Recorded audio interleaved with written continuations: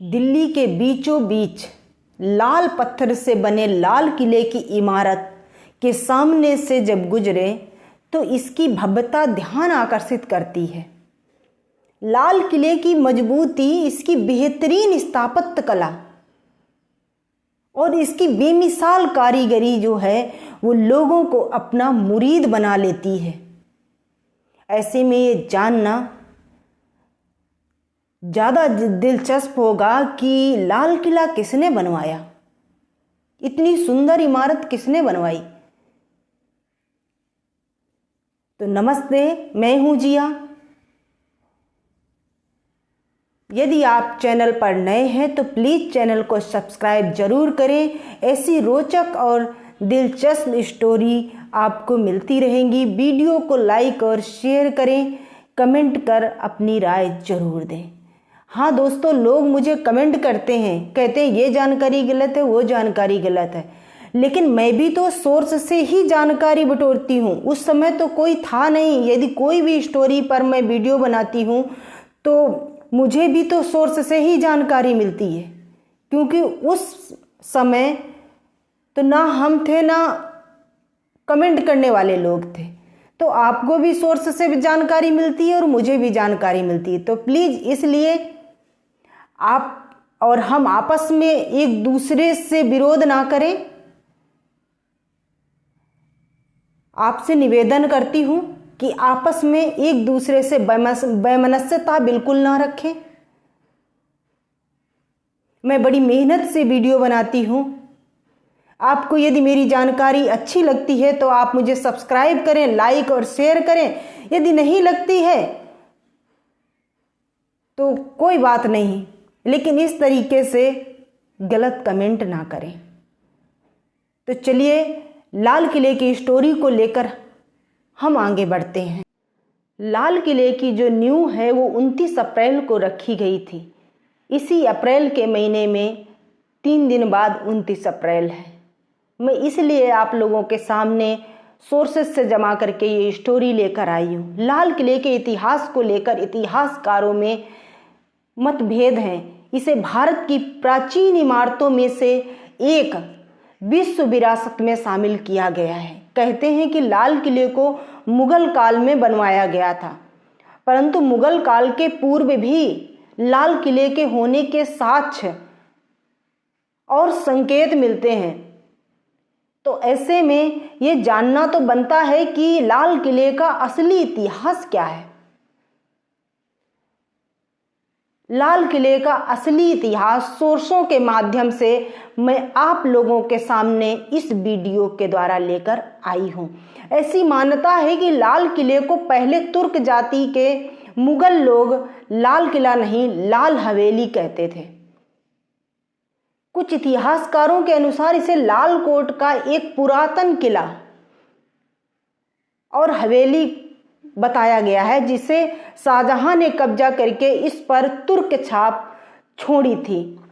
लाल coat का नाम बदलकर शाहजहां ने शाहजहानाबाद कर दिया था। दिल्ली का लाल कोट क्षेत्र जो है वो हिंदू राजा पृथ्वीराज चौहान की 12वीं सदी के अंतिम दौर में राजधानी बनाई गई था। लाल कोट के कारण ही इसे लाल हवेली या लाल कोट का किला भी कहा जाता है। बाद में मुगलों ने लाल कोट का नाम बदलकर शाहजहानाबाद कर दिया था।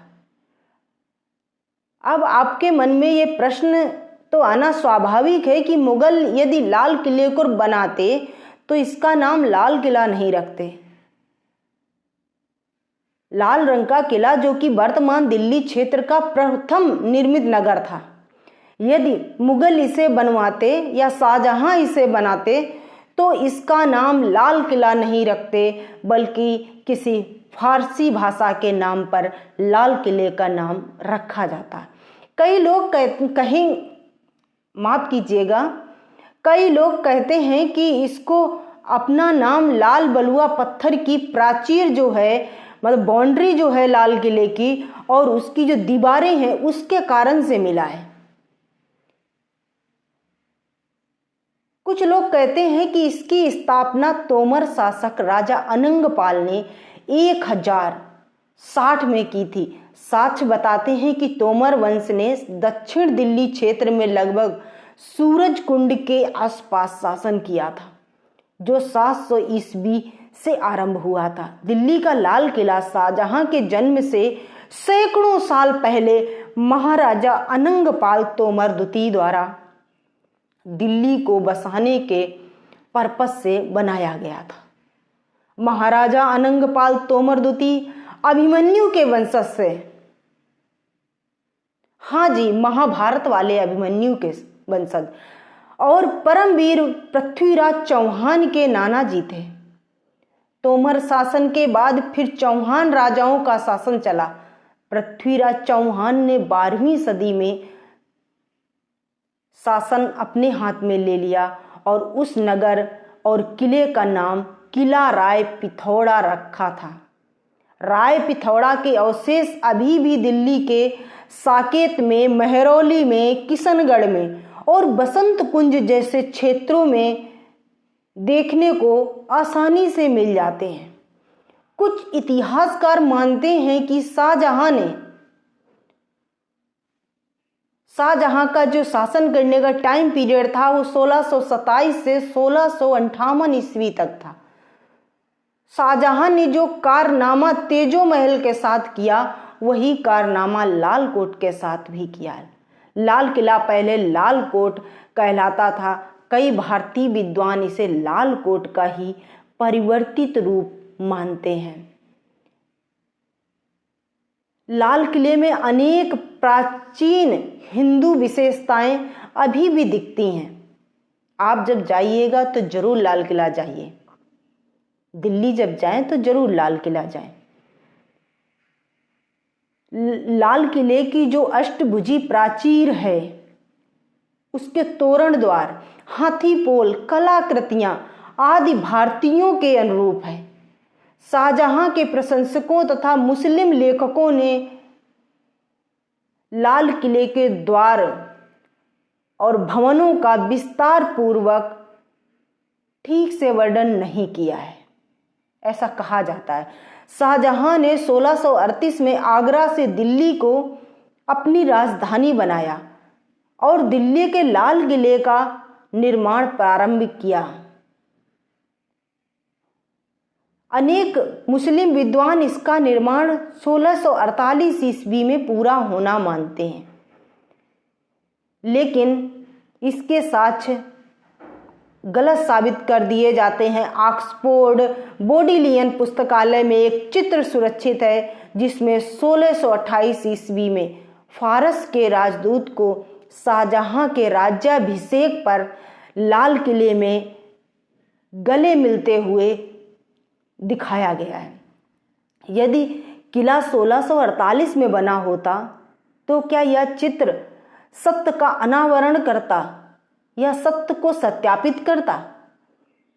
इसका सबसे बड़ा प्रमाण तारीख फिरोजशाही में लेखक जियाउद्दीन बर्नी लिखते हैं कि सन 1296 के अंत में जब अलाउद्दीन खिलजी अपनी सेना लेकर दिल्ली आया तो वो कुश्त-ए-लाल यानी कि लाल महल की ओर बढ़ा और वहां उसने आराम किया।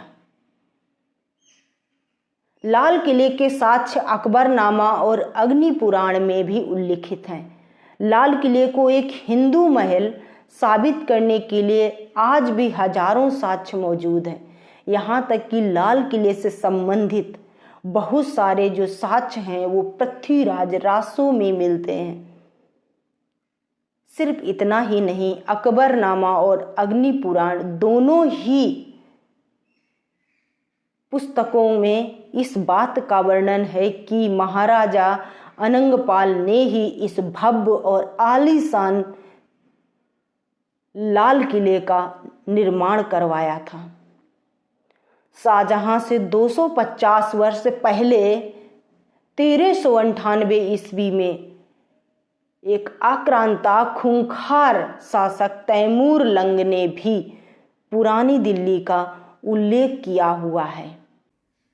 लाल किले में सुअर और हाथी की मूर्तियां भी देखने को मिलती हैं। लाल किले के एक खास महल में आज भी सूअर के 4 मुंह वाले नल लगे हुए हैं। इस्लाम के अनुसार सूअर हराम है। साथ ही किले के एक द्वार पर बाहर हाथी की मूर्ति अंकित है, क्योंकि राजपूत राजा हाथियों के प्रति अपने प्रेम के लिए विख्यात थे, प्रसिद्ध थे। इसी किले में दीवाने खास में केसर कुंड नामक कुंड के फर्श पर कमल पुष्प अंकित है। दीवाने खास और दीवाने आम की मंडप शैली जो है वो पूरी तरह से 984 ईस्वी के अंबर के भीतरी महल, जो आज पुराना जयपुर है, से मिलती है, जो कि राजपुताना शैली से बनी हुई है। आज भी लाल किले से कुछ ही गज की दूरी पर बने हुए देवालय हैं, जिनमें से एक लाल जैन मंदिर है और दूसरा गौरी शंकर मंदिर है, जो कि शाहजहां से कई शताब्दी पहले राजपूत राजाओं के बनवाए हुए हैं। लाल किले के मुख्य द्वार के ऊपर बनी हुई अलमारी या आलिया इस बात का पुख्ता प्रमाण है कि यहाँ पहले गणेश जी की मूर्ति रखी होती थी। पुरानी शैली के हिंदू घरों के मुख्य द्वार के ठीक ऊपर या मंदिरों के द्वार के ऊपर एक छोटा सा आलिया बना होता है, जिसके अंदर गणेश जी की प्रतिमा विराजमान होती है। आज भी जब हिंदू धर्म के हिंदू लोग कोई अपना घर बनाते हैं तो वो आलिया या अपने गणेश जी की मूर्ति जो है अपने मेन गेट पर लगवाते हैं। लाल किले पर पहले राजपूत राजाओं का आधिपत्य था, बाद में मुगलों ने इस पर कब्जा कर लिया। इसके बाद 11 मार्च 1783 को सिखों ने लाल किले में प्रवेश कर दीवाने आम पर कब्जा कर लिया था। उसके बाद इस पर अंग्रेजों ने कब्जा कर लिया। आपको मैंने लाल किले की सूत्रों के हवाले से जो हमें स्टोरी मिली वो हमने आपको बताई। तो ऐसी स्टोरी के माध्यम से आप हिस्ट्री, पॉलिटी या दर्शन ऐसे अन्य विषय आसानी से पढ़ सकते हैं। ऐसी रोचक और दिलचस्प कहानी के लिए चैनल को सब्सक्राइब जरूर करें, वीडियो को लाइक और शेयर करें। मिलती हूँ अगले वीडियो में। बहुत बहुत धन्यवाद।